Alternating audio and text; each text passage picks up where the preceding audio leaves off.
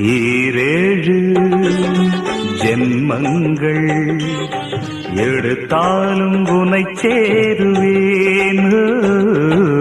வேறாரும் நெருங்காமல் மனவாசல் தன்னை மூடுவே.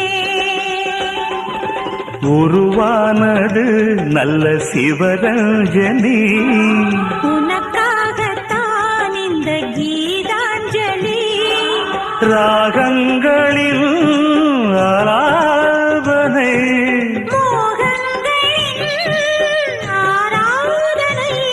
உடலும் மனமும் தழுவும் பொழுதில் உருகும் ஒரு ஜீவன்தான் உன் பாடல்தான் ஓயாமல் இசைக்கின்றது.